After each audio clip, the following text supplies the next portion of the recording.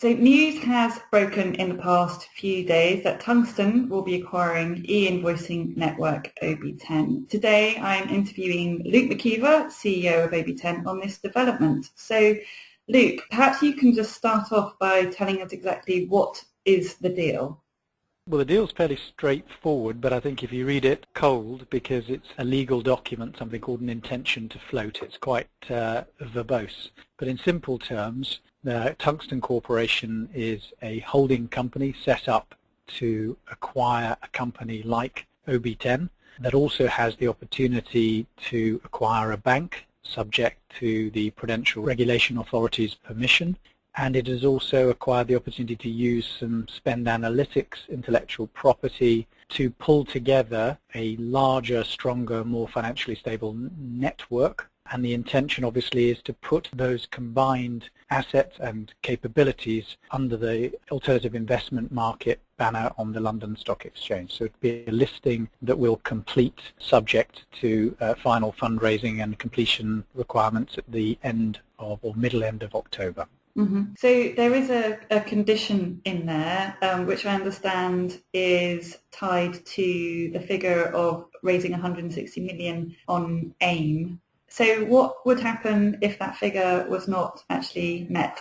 Well, we had undertaken some work with our sponsors. We work with a company called Canaccord Genuity, and they represent the listing, and there is a very strong view that that number will be met. So the market demand for companies like our own, which have this high quality level of customer interactions as well as the assets and people that we hold today, make it a very valuable company. And I think the combination with that plus the exceptional track record of Eddie Truell, the group CEO of Tungsten, makes this a very compelling offer to new shareholders.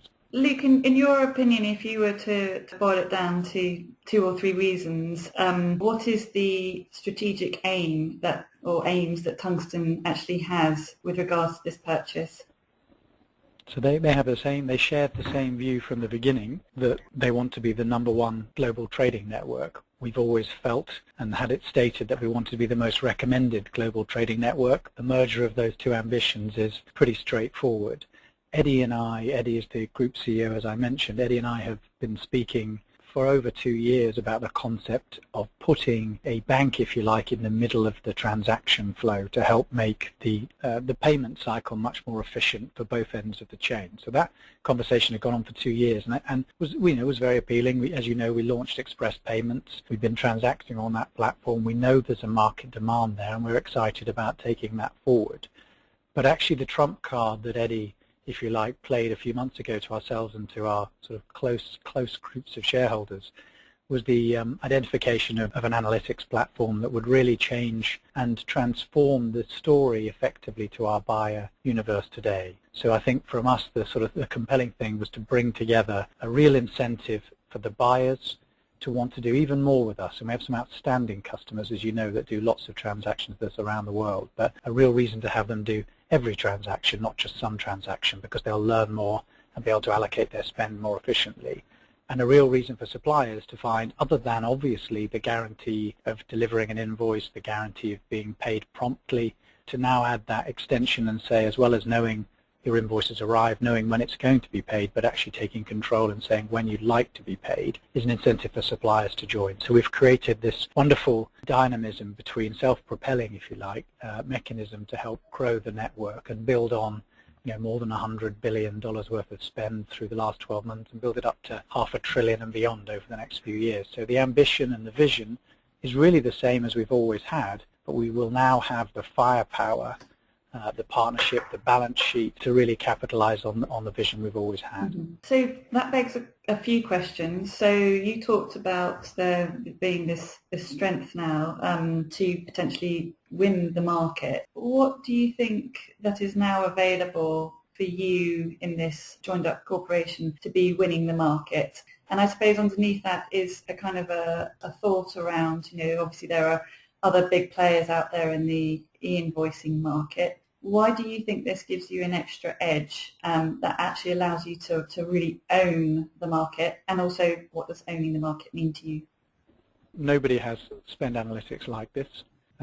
We've been meeting with and speaking to a number of providers that provide excellent solutions, but they don't have access to the granular level of data. I mean, there are a lot of competitors out there. I mean, if you read the work of Bruno Koch, I mean, you understand there to be hundreds of organizations around, certainly Europe, let alone the US and other markets.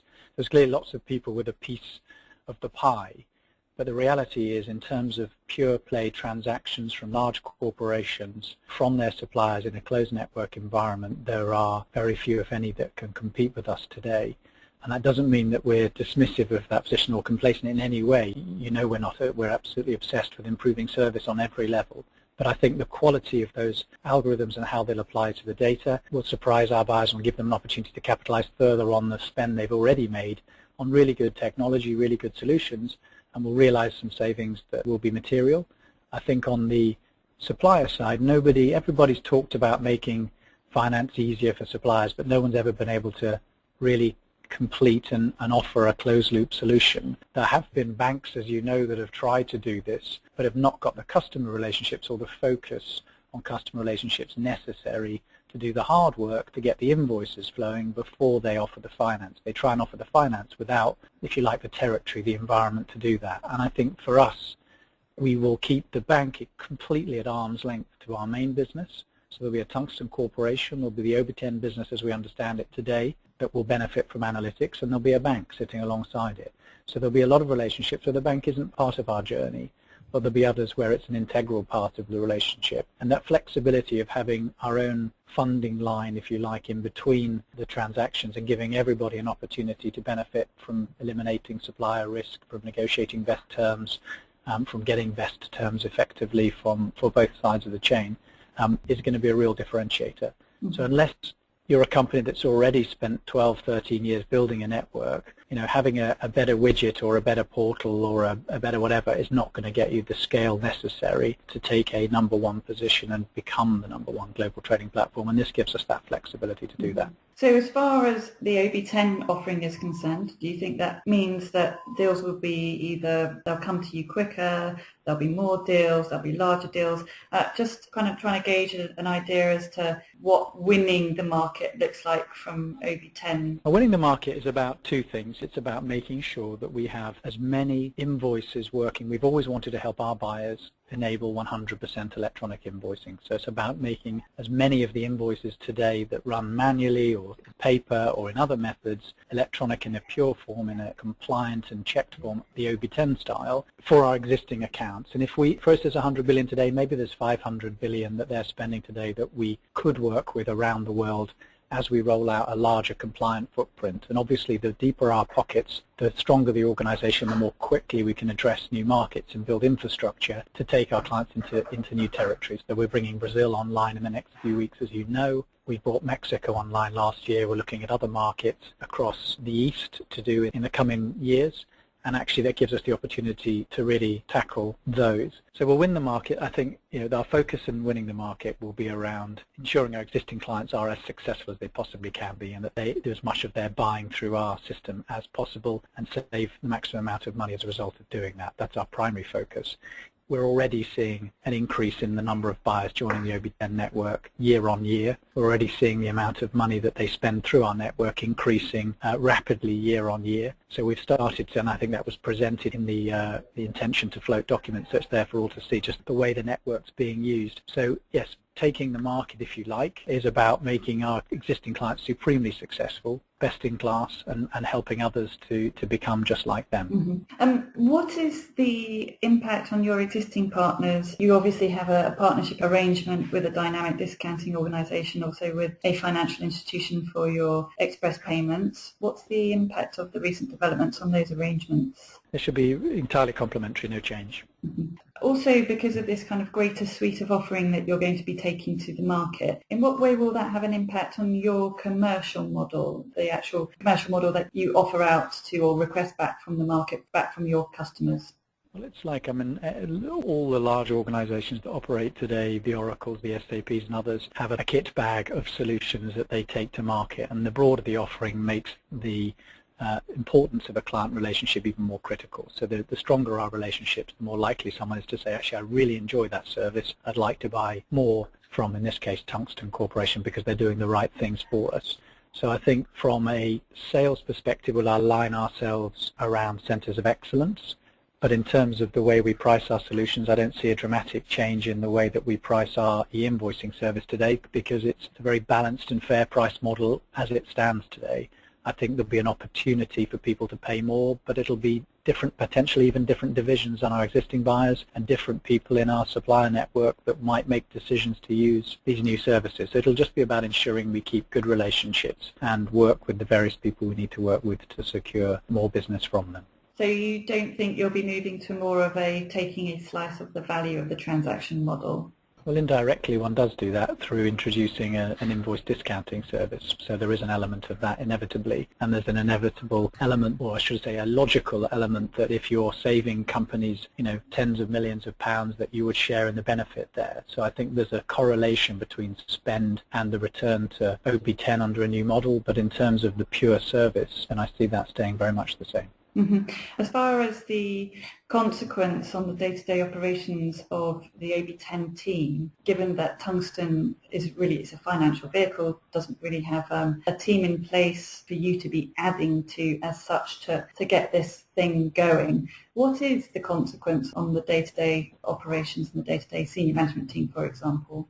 Yeah, you made a good observation there, Susie. I think the reality is there'll be more working capital for our company to put into hiring more talent, which is very exciting for everybody. So there's more opportunities for people to grow and develop. I mean, we've been growing pretty quickly, but it gives us an opportunity to grow even faster, to bring new people in. In terms of, we don't all of a sudden have 3,000 colleagues joining us, and that's the really exciting thing for our business, is we are at the epicenter of this new business. And one of the key things from the shareholders' point of view, and specifically from the management, and I obviously represent the shareholders and the management and our staff, is that we are now really at the next stage of the journey. This isn't by anyone's suggestion an exit. It just isn't. It's the beginning of the opportunity to become the company we always wanted to be. So I think from the perspective of Stefan and Chris and Alec and all the guys on our leadership team, the opportunity is to be the same, but even better. Obviously, there's been an influence in all of this development by Michael Spencer, who's the ex-Tory Treasurer. So that suggests that there is a very nice, or a potential of a very nice introduction in a major way into the UK government. Is that something that made this a very attractive offer for you? It's a good question. There are incredible connections into the UK government. The UK government needs solutions like this to help them spend their money as effectively as possible for the taxpayer, and we have a duty to help them to do that. There is also a really strong desire for the government to get funding into the SME marketplace through their funding for lending program, and I think the advantage, if they are successful in securing the banking license or the PRA approval, will be obviously to help participate on the funding for lending program and get that liquidity into the supply chain. So I think the government is that's an advantage of working with an organisation as well connected as Tungsten. Mm-hmm. My final question for you, Luke, how do your existing clients feel about this development? What's the response been from them this week? The response has been universally positive, superbly positive. I mean, I think we were expecting a positive reaction, and we've had spontaneous notes of congratulations, people saying they'd like to understand how they can use the spend analytics capability, wanting meetings to understand what more that would mean for them. And it's a sign of how strong the relationships have become across the board. We were expecting a positive reaction, and we're delighted to say that has been the case. Mm-hmm. So as I understand, the formal IPO will be taking place in mid-October, so good luck for the coming weeks, Luke. Thanks very much, Susie. Nice talking to you.